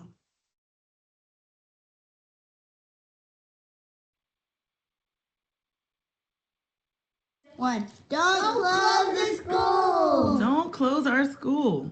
I'm Ashley Thompson here along with Amani, Judah, and Simeon. 3 out of the 4 children that I have that attend Southwest Baltimore Charter, which has been a charter school in Baltimore for 20 years. This is not the president we wanted. Seriously, we need more time, you guys. Just give us more time to prove that the plans that are in place are in place for a reason, and that I really believe that our students will rise to the occasion. I believe that our team, our staff, our teachers, our administration, I think they're doing a phenomenal job. When you ask them questions about things, they always have a ready answer. I am really confident that we are on an upward trajectory. Don't just base it off what the marks say on the paper. Listen to students that have matriculated through this awesome school, the culture. It's just great. Monty, what do you love about SBCS? Well, I love the Habitus Scholarship. I love that they're mostly kind. Oh, and if you guys actually ran the school yourself, and so then somebody came and they said they wanted to close it, would you guys want that to happen to you? Because we don't want that to happen to us. And you should do to others as you want them to do to you. Oh, Judah, what do you love about your school? Because I like to learn about math, and I like to read because I like to learn because because I like math and reading, and I know how to read. That's awesome, Judah. And Simeon, what do you love about school? My finger hurts. Your finger hurts. Okay, well, his finger hurts. But again, thank you all for hearing us out. There are a lot of people I think that you will hear today, and just know that it just will be a really big shame and a waste. I feel like if you shut the school down, I think SBCS should remain a charter school. There are certain things that they do with the culture of the school that I feel like a traditional school, not that there's anything wrong with it, but I just really think it'll be really special for us to remain as we are. Yeah, so. and if people live like right in front of the school, then or if they don't have a car or something and live very close to the school and always have to walk, then they might not have any other school to go to. And also, we want to stay together, but they're gonna cut us off because we got 1 more minute. Anyway, again, don't close our school. Yeah! One, don't close the school. Thank you. Okay, our next comment is from Shanae Jones, Southwest Baltimore Charter School parent. This will be a statement. Good evening. My name is Shanae Jones, and I'm writing as a parent of Southwest Baltimore Charter School. I was sad to hear that the school has been recommended to close. The school has been so good for my kids. I have 2 kids currently attending 5th grade and 2nd grade. I also have a thriving sophomore in college who has benefited from attending the school. The teachers are top tier, and the family and community atmosphere is so welcoming. We love it here. The crews that they are connected with when starting can potentially become friends for life. My oldest son is a testimony to that as he started his 6th grade year here and the guys he became connected with are like brothers now. The connection they all still share is very rare. My middle son started with the first pre-K class that the school ever had and is now a thriving fifth grader. My baby boy is a thriving second grader who has also grown and blossomed so much since being here. The school experience here is definitely what you make it. The staff and teachers are always right there to assist in whatever you may need. They want to see the kids succeed as much as we do. I could go on, but I'm praying that you all reconsider taking this school away from us. It would be like taking away our second home and pulling us away from extended family and friends. Thanks in advance, the Jones family. Next is John Wu, Southwest Baltimore Charter School parent, also a statement to be read. I'm raising 2 kids in Baltimore. I was named the 2024 Maryland Outstanding Young Scientist. Believe me when I say that every student deserves the best education possible. We know that closing a school results in worse outcomes for its students. At SBCS, kids have a unique curriculum founded in empathy, autonomy, integrity, quality, perseverance, and responsibility. These students are learning strong character. Strong scholarship will follow. Give it time. I urge that you overturn the recommendation to close SBCS. Okay, Thank yeah. you, John. So when I got in there, I had to park in the parking lot. If you haven't muted, please mute. Thank you. Our next comment is from Megan Poindexter, Southwest Baltimore Charter School parent. Also a statement to be read. Urgent appeal to grant SBCS a 3-year renewal. I am writing as a deeply concerned parent of a 4th grader currently enrolled at Southwest Baltimore Charter School SBCS. My son previously attended a school that MSDE abruptly closed last year, forcing us to uproot his education, routines, and emotional well-being. Now we face the possibility of another closure. Do you not see the harm these repeated decisions inflict on students, families, and communities? These closures create profound trauma for children, especially young Black boys like my son.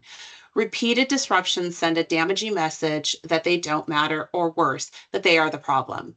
This instability undermines their confidence and growth, leaving lasting emotional scars.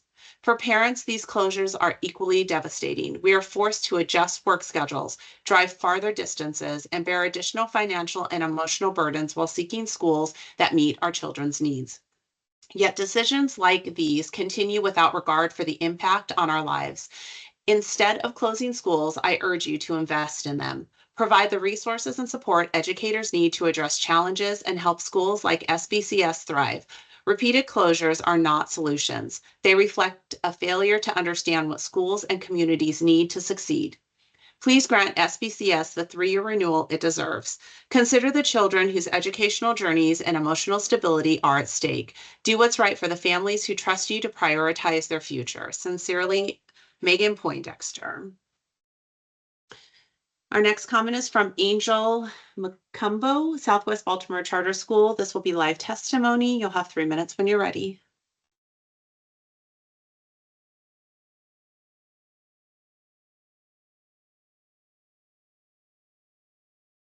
We have Angel Macumbo with us. I'm here. With us? Okay, got it. Dear Board of School Commissioners, as you guys may have noticed, I have spoken at every single meeting I could. This point that I am making here should show you all how passionate and adamant I am about my school staying open. I know everyone usually talks about data scores, test scores, and other academic things, but today I'm going to talk about the impact and lessons this school has taught me. During my time here, the teachers and staff and even students have shown/taught me the importance of me being me. When I'm down, my peers do their best to cheer me up. When I'm struggling with my work, my teachers give me the perfect amount of support and encouragement I need to continue. And when I need a shoulder to lean on during my rough days, everyone is there for me. This school has a way of wrapping its arms around you, making every student feel seen, valued, and capable of achieving more than they've ever thought possible. I urge every single one of you all to consider the lives that are being impacted by your decision. Not just for me, but for everyone who shares a similar story. This school isn't just a place you go to learn, it's our home. Sincerely, Angel. Thank you. Next comment is from Raven Armstead, Southwest Baltimore Charter student. Live testimony when you're ready.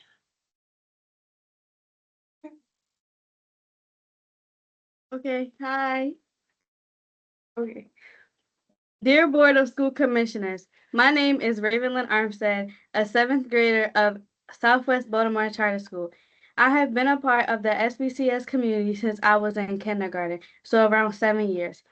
SBCS has provided all of their students many opportunities to have new experiences like going to college campuses and teamwork building activities on and off electronics. First, SBCS shouldn't close because this school has given a lot of students many opportunities. For instance, in our 7th and 8th grade hallway, it's a youth works poster to help 8th graders find a job for the summer. Another example is the Cure Scholar Program, and it teaches seventh, and 6th graders about the medical field and radiology and so much more. A final example is how Outward Bound helps students use teamwork without being indoors and without using our phones. Secondly, SBCS shouldn't close because all the students will be forced to find another school and the bonds all students have with each other and teachers won't go away. SBCS is also the closest K-8 school to a lot of people. Lastly, our trips to Echo Hill and Outward Bound help students not be stuck on our phones all the time and engage with the outside and nature. Echo Hill helps us work on our teamwork skills and to help one another. Outward Bound gives students a chance to connect with one another while being outside and not just being on devices. Therefore, SBCS shouldn't be closed because it's like a second home to not only me, but all staff and students. Sincerely, Raven Lynn Armstead. Thank you. Next comment is from Farah McGowan, Southwest Baltimore Charter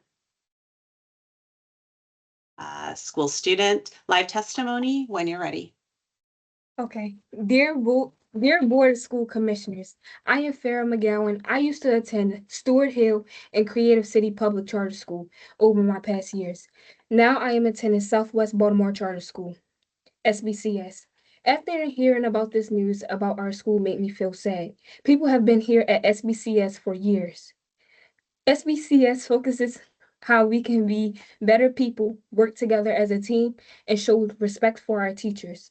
This school makes me feel comfortable because I feel comfortable talking to students, and not only students talking to the staff here at SBCS.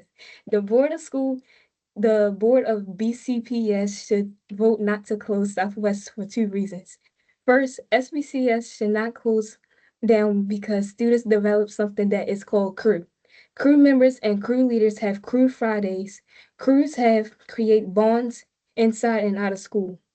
Some crews together are crew leader, a staff member here, to have important conversations how students feel and what choices they make.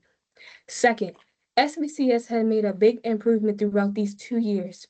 Teachers make sure that students have what they need and what we do and when we do our work. Furthermore, students at Southwest don't grow up to be bad influences. They have coach classes and professional developments to make sure our students have growth. This event happens weekly. Students are showing leadership and responsibility by making letters to our student government. Our student government has been on the radio. That's how bad we want our school to stay open. Sincerely, Farah McGowan. Thank you. Next public comment is from Brad Rogers, Executive Director, South Baltimore Gateway Partnership. This will be live testimony when you're ready.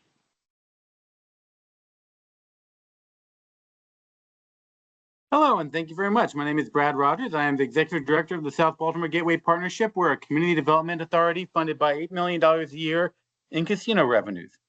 As you have heard, Southwest Baltimore Charter School has now developed an innovative strategy for ensuring their academic performance continues to improve, built on a formal partnership with KIPP Baltimore. who are trusted experts with proven results. And so I encourage you to give this strategy time to work. At the last COMAR hearing, I outlined the millions of dollars of public investment that we've been building surrounding SBCS to support children and families, including the $3.5 million Carroll Park Rec Center that we reopened just this school year. I just want to reiterate that we are eager to continue to work in collaboration with the reinvented school, providing excellent educational outcomes, and look forward to that opportunity if you will help us get there. Thank you so much. Thank you. Our next public comment is from Marcus Galloway Sr., Southwest Baltimore Charter Partner, and this will be a video.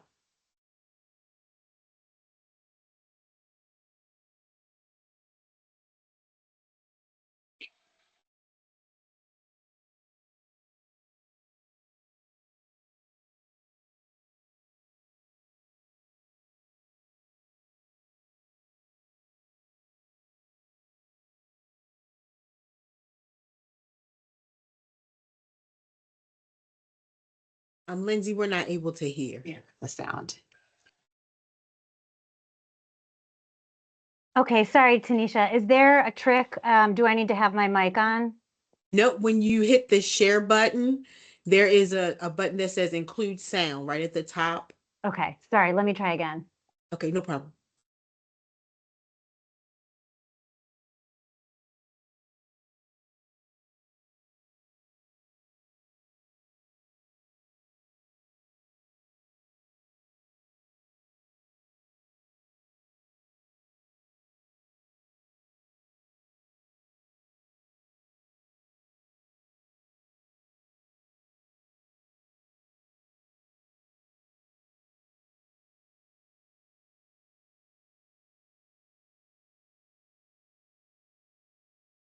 Lindsay, would you like me to go to the next one and come back?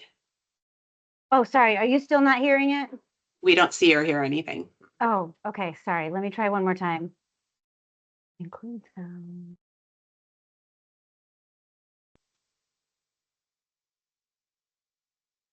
Greetings, board members. My name is Marcus Galloway Sr.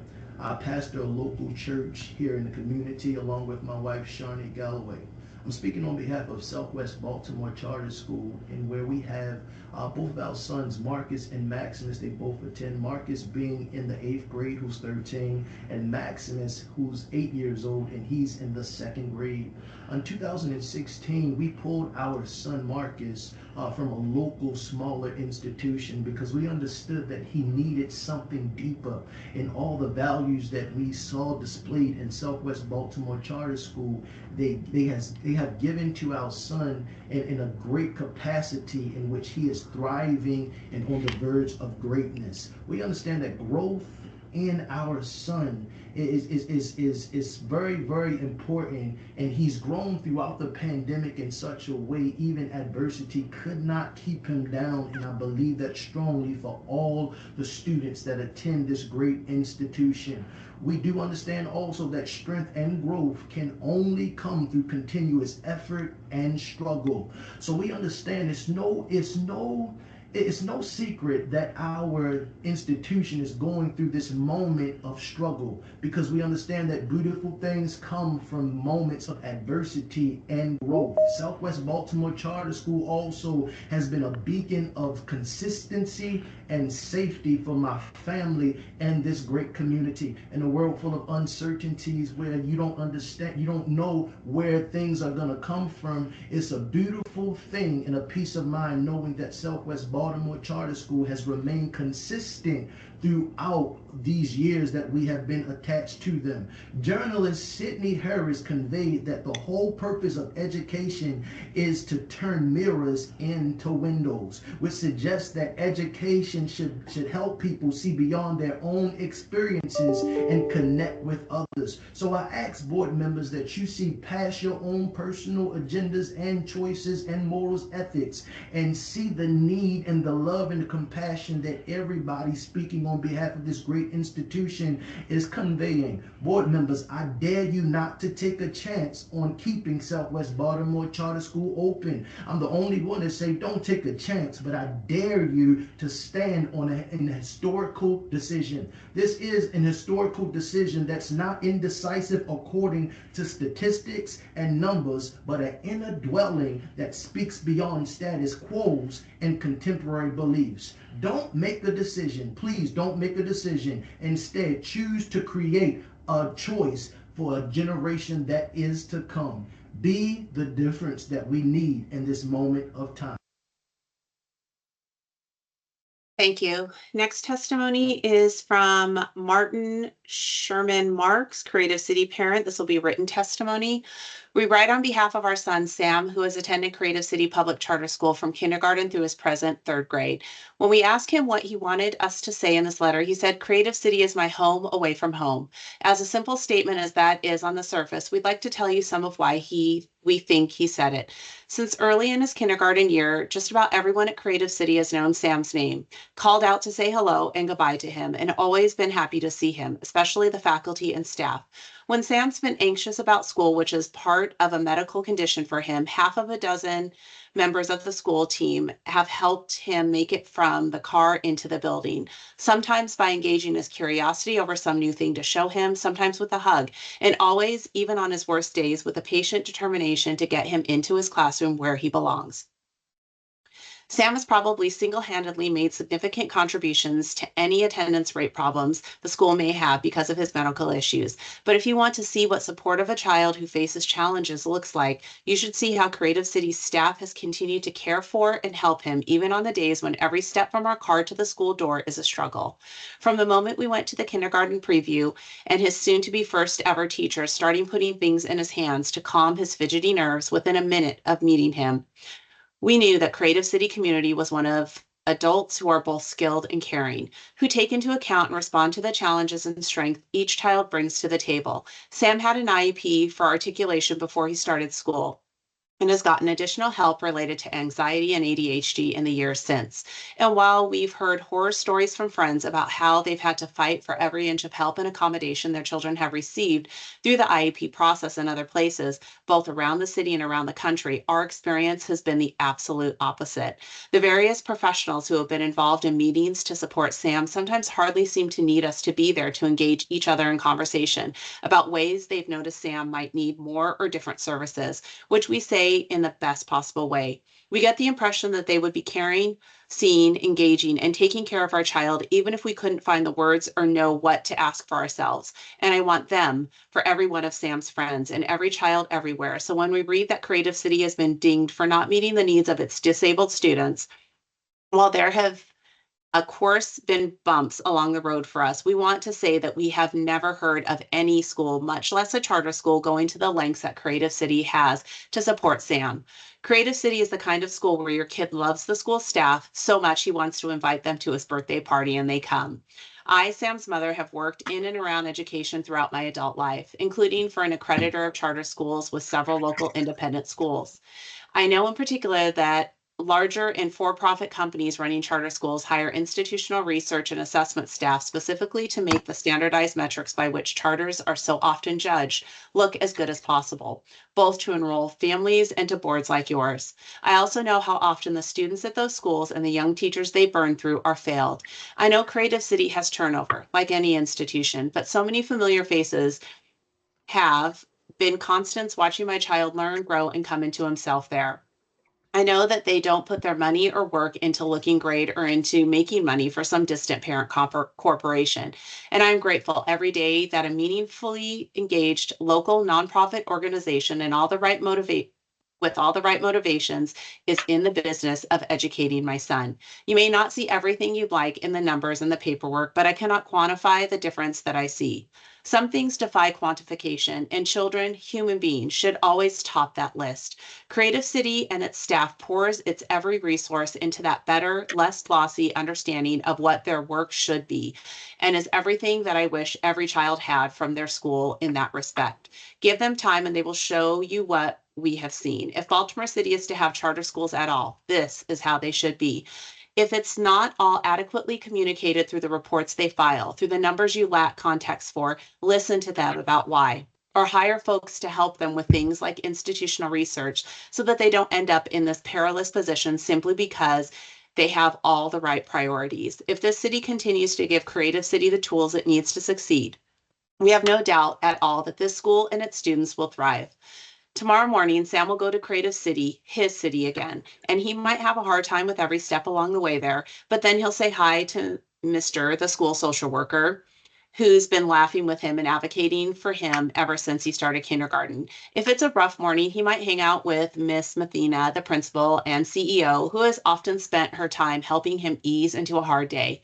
He'll see his teacher, Miss Swat, under whose guidance he has started to break through the problems he's had getting into reading in leaps and bounds. And there will be so many more people we probably don't even know there to support him. And by the end of the day, even if he arrived in the morning in the worst state imaginable, he'll be laughing and throwing snowballs with his friends and studiously ignoring us parents when we arrive to pick him up, just as he did today.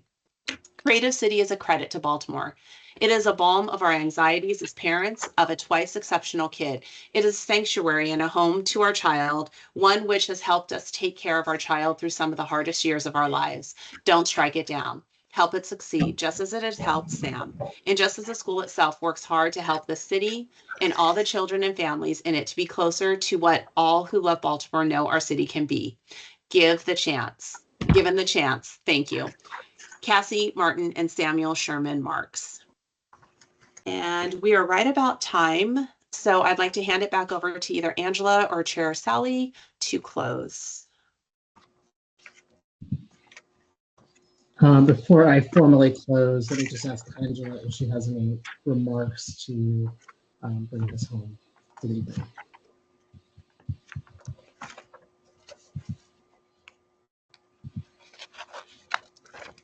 Or Lindsay.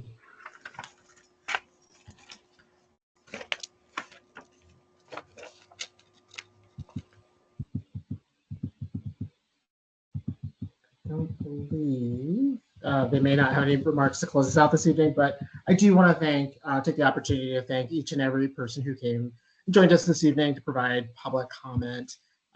It's very helpful to the board in making our final decisions. We will be convening as a board on Tuesday, this upcoming Tuesday, for our review of the portfolio.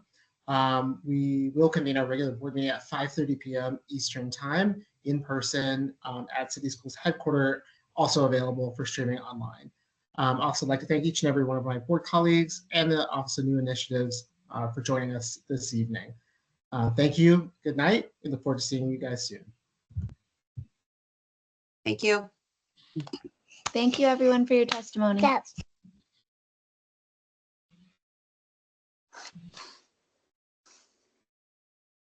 Thank you guys. Thank you. Good night. Good night, everyone. Thank you.